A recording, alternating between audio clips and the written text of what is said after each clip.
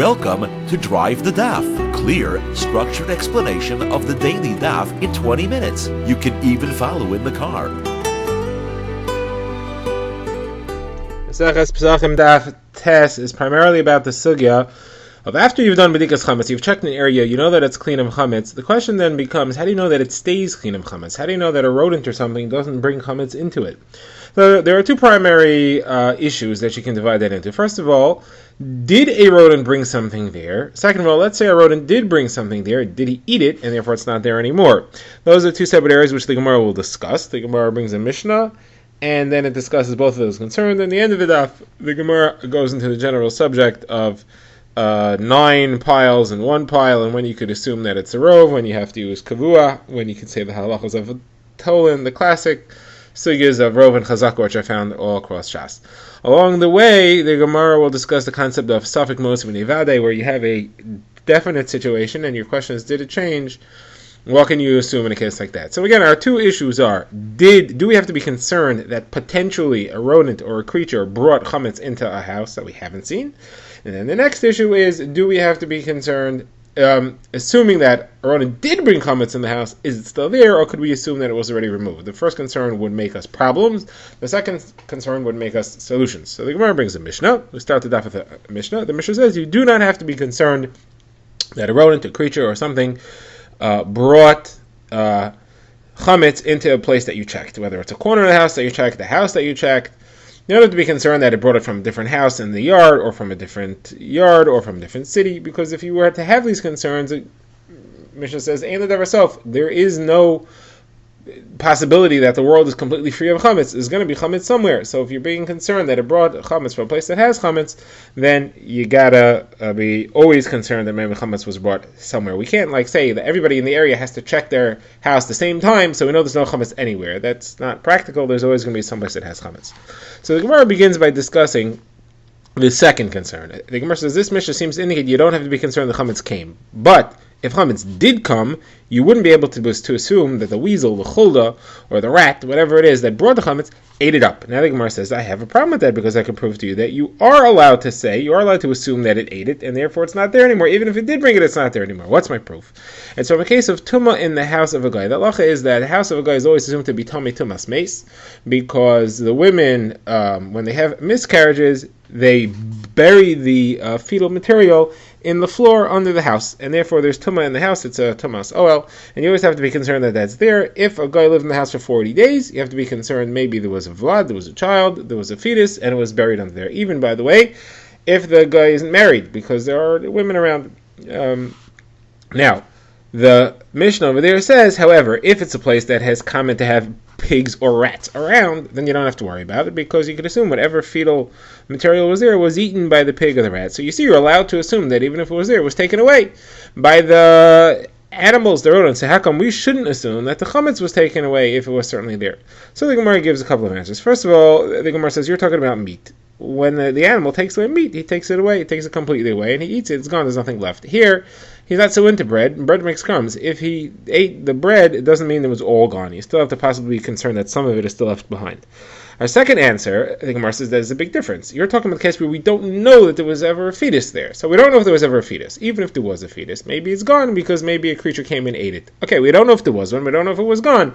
Two suffix. One suffix cancels the other suffix. Here it's not like that. Here you're telling me in a case where I know that the chametz was there, why can't I assume that the animal took it away? Well, if I know the chametz there, then that's a vadai. That's a definite situation where I know it was there. You can't cancel a vadai by telling me, well, maybe something counteracted it. You got to counteract it with a vadai. A vadai, a certain situation is counteracted by a certain situation. A suffix situation is counteracted by a suffix. So now the Gemara challenges this concept. Is it true that a vadai, a certain situation, is not counteracted by a potential suffix solution? And the Gemara is going to try to bring two proofs. You have a certain situation that's a problem, and a potential solution, then the potential takes care of it. What's the proof? So the first one is from the case of Meiser. We have a brisa that says that if a Talmid Chacham dies and he left over grain, or he left over produce of some sort, you could assume that he took Meiser from it. Now, the case over here obviously is where this grain was chayiv in Meiser. That means that it's reached the stage at which it is obligated in Meiser, and it's tevel. What would that stage be? So the halacha is that when it's reached a certain stage of growth, and it was brought into the house. those two things happen, it becomes chayv and meiser midaraisa. Midrabanan, you're allowed to midrabanan, you're not allowed to eat it kavua. You're not allowed to make an entire meal out of it and eat it in a set, fixed way. You're allowed to snack on it, but you're not allowed to do a set, fixed way, even if those two things didn't happen. But midaraisa, it's only chayiv and meiser if those two things happen. Here, we're obviously talking about a case where those things happen, because we're saying a chiddush that you could assume that the chacham took meiser off. So how are you allowed to assume that the chacham took meiser off? It's true, most chachamim take meiser off right away the same day, but that's a suffix. That is a suffix remedy to a vadai situation. It was definitely chayiv and meiser. You don't know if the chacham took meiser off or not. So this would seem to indicate that your rule is wrong. A suffix can counteract and cancel a vadai problem that existed.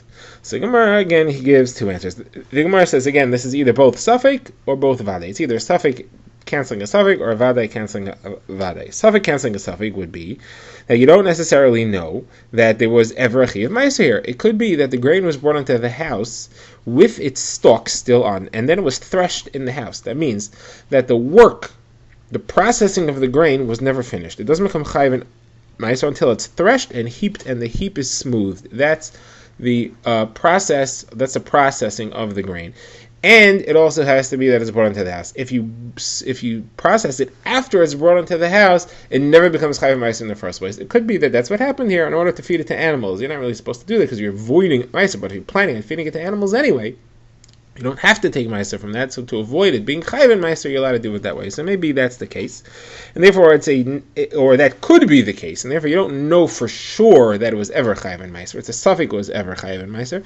It's a suffix if the chacham took meiser from it. Most likely he did. You're most likely that he did cancels the fact that it was most likely that it became meiser in the first place. You're allowed to eat kavua then, even though you was brought in.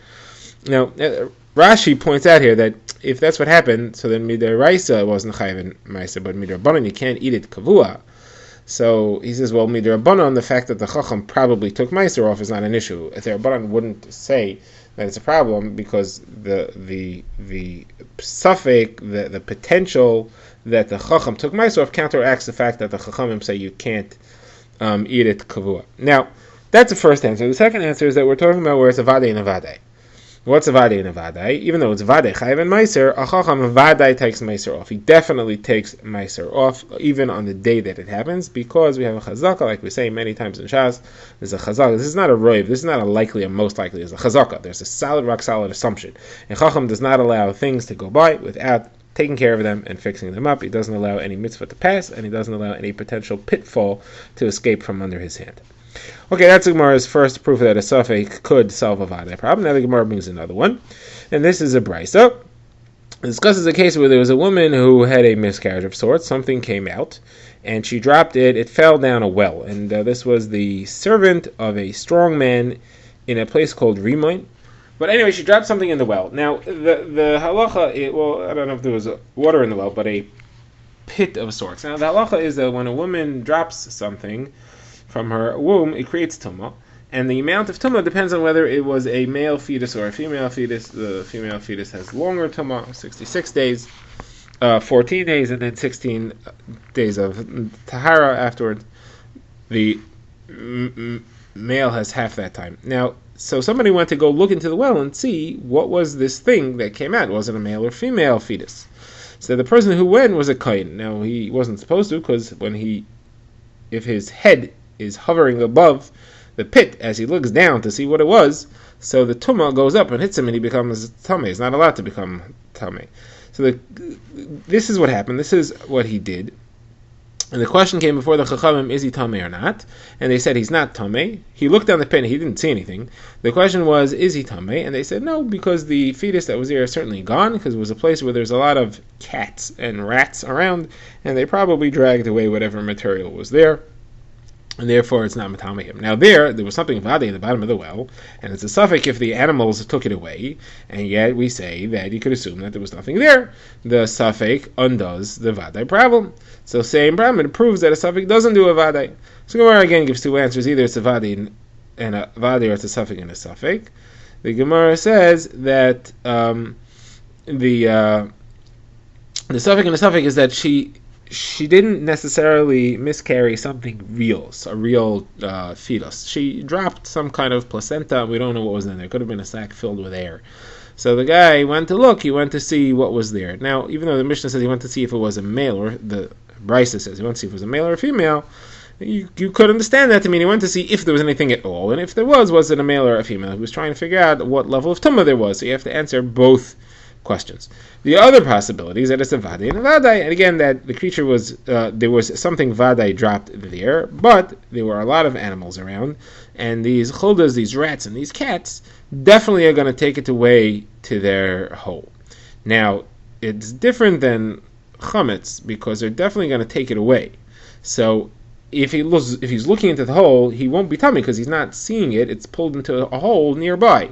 However, in the case of chametz, even though they're definitely going to take it into their hole, but they're not going to eat it necessarily, and therefore there's still chametz. You still have a problem with b'dikas chametz. Tumah you don't have because it's no longer at the bottom of the hole when he's looking into it. But chametz is a problem even if it's not exactly where it was before, even if it's just dragged into a specific hole that the animal occupied.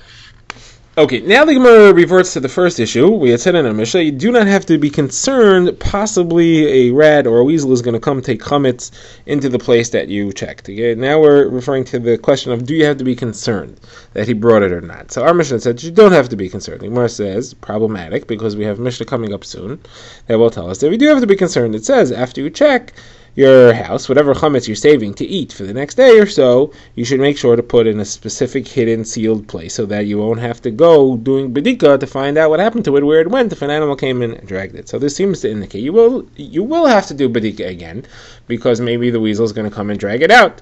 But our Mishnah says that you don't have to be concerned that what's going on. So Gemara gives three answers. Abaye says it depends what day this bedika is. If the bedika was on the 13th of Nisan, then the animal is not so concerned because there's plenty of bread still around. It's still a full day and a half before Pesach. It's unlikely to go grabbing your leftover bread and hiding it.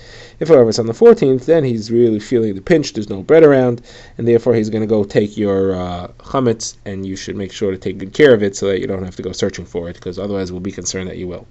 So Rava made fun of this answer. He says, what is this chulda? This chulda is chulda hanaviyah. How is he supposed to know that Pesach's coming, and therefore he has to be careful to save bread? He doesn't know what's going on. So Rava gives his own answer. Rava says, it's not that you'll have to go check. When the Mishnah says you should hide it, so you shouldn't have to go looking for it. It's not saying if you're going to have to go looking for it because maybe it took it. It's saying maybe a case will happen if you don't take care of it and put it in a safe place. Could be we'll see that a rat runs around with it, and then we'll have a real problem because now we'll know he took it, and then you'll have to go find what he did with it. That's what it's trying to say. Whereas third answer is Rav Mari. He says you may have a problem if you hide, let's say, 10 slices of bread and you find 9 and you know somebody took something. Then you'll have an issue. But either way, his answer is similar to Rava in the sense that that in a vacuum, without any evidence, we wouldn't be concerned that an animal came and took your bread. But if you do have evidence that something disappeared, either because you saw him take it like Rava or because there's a piece missing like Rav Mari, then you will have to start doing badika. And therefore, the Mishnah advises make sure you take good care of it. Okay, now the Gemara begins a new sugya, the sugya of Roiv and Chazaka and Tailin. And this is a famous sugya which appears all over Shas. We have the case of 9 stores selling kosher meat and 1 store selling non-kosher meat, or vice versa. And you find a piece of meat in question, and you don't know which store it's from. Should you assume it's from the kosher stores or the non-kosher stores? Very similar case that we have here is if you have 9 piles of matzah and 1 pile of chametz, and you find 1 piece, you don't know if it's chametz or matzah. Obviously, it's a type of chametz that looks like matzah. And the question is, where is it from? Which pile is it from? You got 9 that is not a problem, 1 that is a problem. What should he do? So in all these cases, the halacha depends on whether the object that you're not sure about its status, how did it depart from the store or the pile of bread? Did it depart on its own, or did you go pick it up? The halacha is if you go and get it, so you walked over to one of the 9 piles, to one of the 10 piles, or you walked into one of the 10 stores, then the stores and the piles are called kavua. They're in a fixed place, nothing moves around. You go and get it. In a case like that, your suffix begins as you don't know where you went, There is no concept of roiv there, and it's called 50-50 suffix, and you have to go stringently. You have to go l'chumra. It's 50-50. You don't know. You don't have any reason to be lenient. You have to assume that you took the problematic meat or the problematic bread, and it's not chametz. If, however, somehow the meat or the bread got separated from the stores or the piles on their own, like an animal came and took it, or a guy came and took it out of the stores, and then it got found in the street, that's called pirish. Pirish means that it came out of the mixture on its own. In a case like that, you could follow the majority, and you could assume that it was from the good, and there is no problem. Now the Gemara goes to Lach of Toilin. That's if you have 2 piles of chametz and 2 houses. You have 2 piles of bread and 2 houses. 1 pile is bread, 1 pile is matzah, and 2 houses, 1 is checked and 1 is not checked. And an animal came and took from each pile from one pile to one house, from the other pile to the other house. You don't know if the chametz went into the checked house or if the chametz went into the not checked house. So the halacha is that since you have 2 pieces, one went to one house, one went to the other house, you could assume that it worked out in the way that makes sense. It's called toilin. We could assume that it went where it's meant to go. And you could assume that the chametz went into the not checked house and that the matzah went into the checked house. Similar case of that is if you have 2 piles of meat, one is 2 piles of grain or food. One is truma, one is not truma, and it falls from each pile. One falls into a pile. One falls into a pile of also truma, and one falls into a pile of chulin. And again, you're allowed to assume that the truma fell into the truma and the chulin fell into the chulin. You don't have to be concerned that it was vice versa. Now you have a problem. So the Gemara says, well, just because we say that in that case, there it's talking about truma d'Rabbanan. How do you know? Right, that's in our times. Truma nowadays is only midrabanan. How do you know that that's true in the case of chametz, which is Nisur D'Oraisa?